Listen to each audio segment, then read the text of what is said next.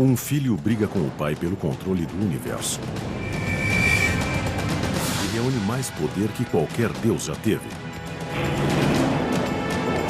Essa é a história de Zeus, o líder supremo da mitologia grega. Para nós é um mito, mas para os antigos era realidade. Uma maneira de entender um mundo aterrorizante. Alguns gregos acreditavam que Zeus era o único e verdadeiro deus séculos antes de Cristo, e que as piores catástrofes naturais eram um sinal de sua ira. Esse é o mito de Zeus, como foi originalmente contado. E a surpreendente verdade por trás dele. Confronto dos deuses.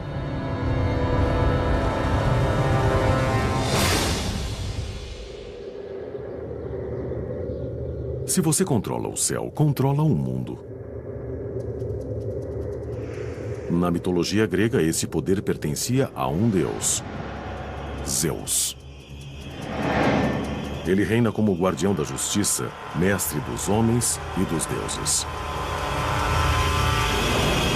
Zeus era o rei dos deuses, mas ele também era responsável pela justiça, tanto dos deuses quanto dos mortais na Terra.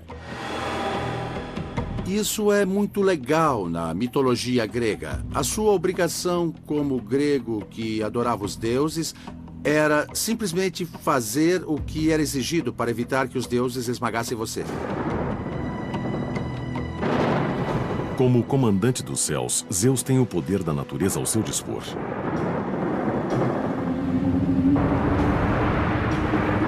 Isso dá a ele a arma mais devastadora de todas. O símbolo mais poderoso de Zeus são os raios. É o que Zeus carrega, é seu principal equipamento. E é uma força que o torna a mais poderosa de todas as divindades. Atribuir o raio a Zeus foi uma maneira dos gregos explicarem o inexplicável. Em uma época antes da ciência, a mitologia punha um rosto nas forças que moldavam o mundo. Os gregos usam a mitologia para tentar descobrir por que o mundo e o universo funcionavam dessa maneira. Eles não tinham explicações científicas sobre como o mundo passou a existir, ou por que raios caem aqui e não ali, ou por que agora e não em outro momento. O mundo natural era muito assustador para eles, então eles o associaram ao divino. Eram sintomas do poder dos deuses que eles podiam usar para punir pessoas que não os adorassem adequadamente. O comando de Zeus sobre a natureza o tornou o deus mais temido da Grécia. Mas como ele chegou lá?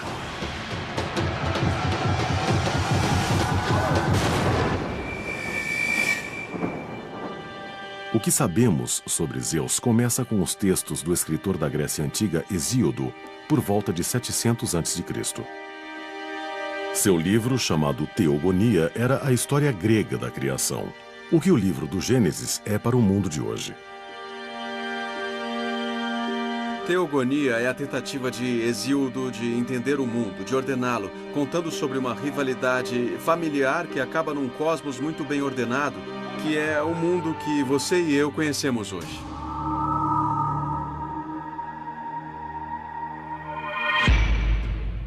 No mito, Zeus não começa como o rei dos deuses.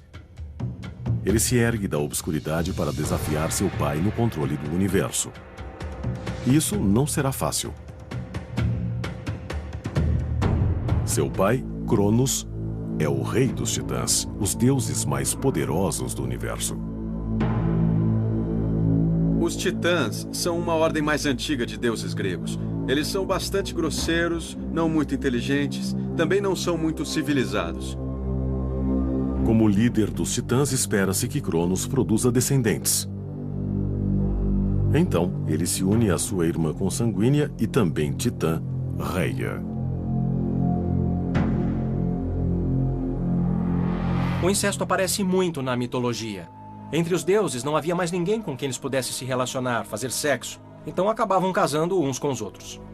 Há uma ideia aristocrática antiga de que ninguém é melhor para nossa família do que a nossa família. E os deuses gregos pareciam seguir à risca esse princípio.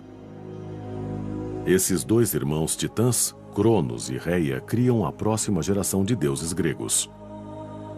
A mitologia os chama de olimpianos. Entre eles estão Hades, Poseidon e Zeus.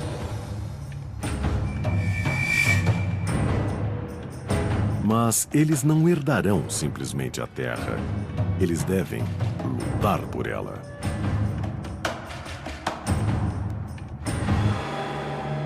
Cronos estava muito preocupado em ter filhos porque tinha medo que seu filho fosse maior que ele e o ofuscasse.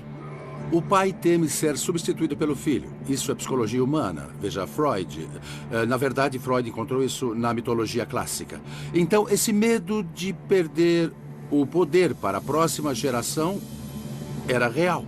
Se você tivesse um filho e tivesse algo de valor, em algum momento precisaria ficar de olho em seu filho.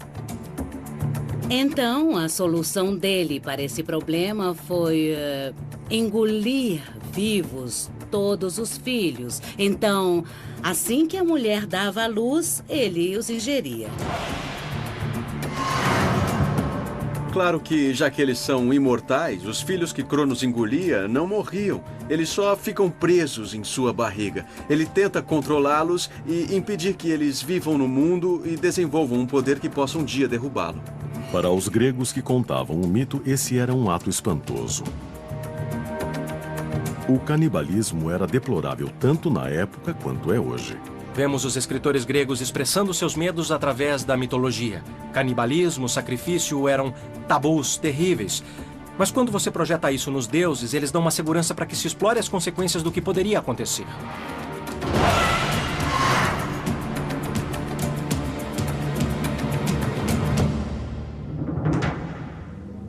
Reia fica horrorizada. Todos os seus 5 filhos foram engolidos vivos. Agora ela está grávida de novo, mas dessa vez ela tem um plano. Ela foge e dá à luz um filho em segredo, o futuro rei dos deuses, Zeus.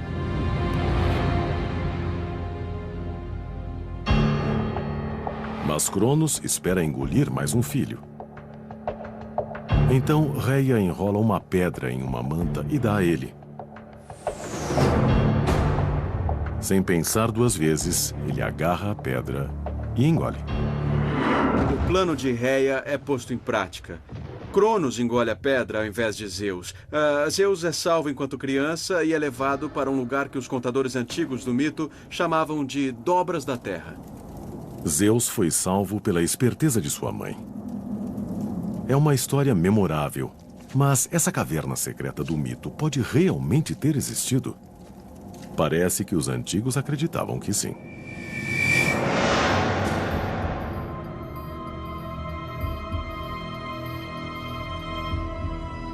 Eles achavam que Zeus havia nascido na ilha de Creta.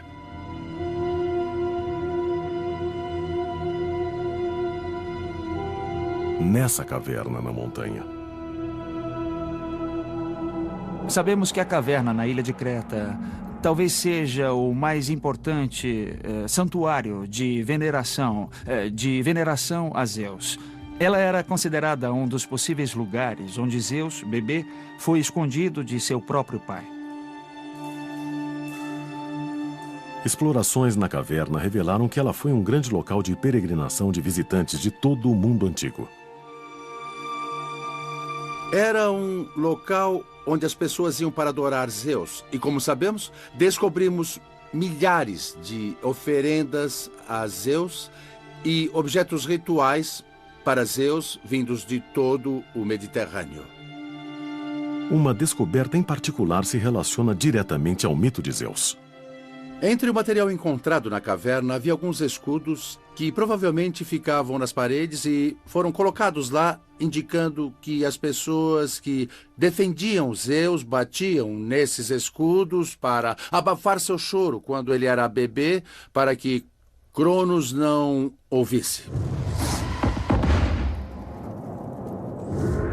Um filho escolhido que é escondido para ter sua vida salva. Para os cristãos e os judeus, a história do nascimento de Zeus é bem familiar.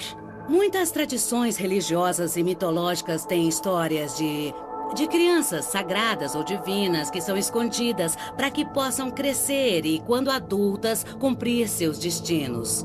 Um exemplo disso foi Jesus, que foi escondido de Herodes numa manjedoura para que não fosse pego, ou Moisés escondido no Egito.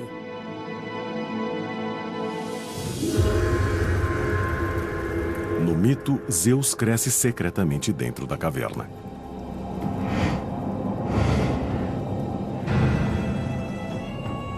Ele tem um período de treinamento longe dos olhos de Cronos e adquire força e se torna um homem. Zeus passa sua infância se preparando para cumprir seu destino. Desafiar seu pai e os titãs pelo controle do universo.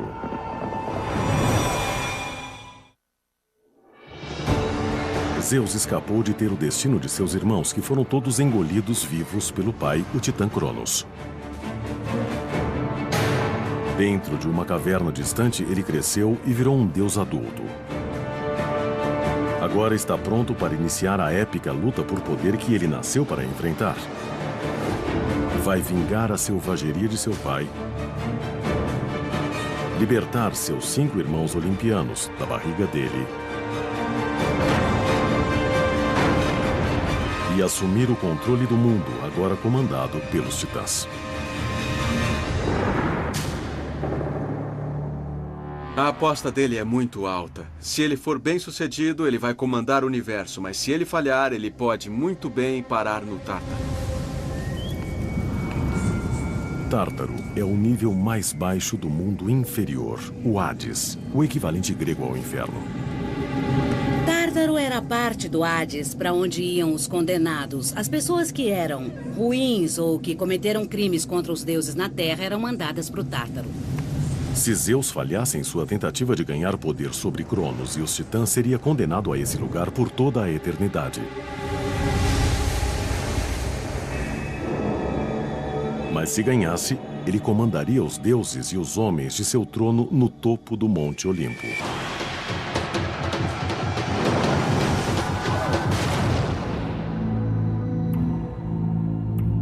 No mito grego, o Monte Olimpo é o lar dos deuses, mas também é um lugar real. É o pico mais alto da Grécia, quase 3 quilômetros acima do nível do mar. E é um lugar natural para poderes sobrenaturais.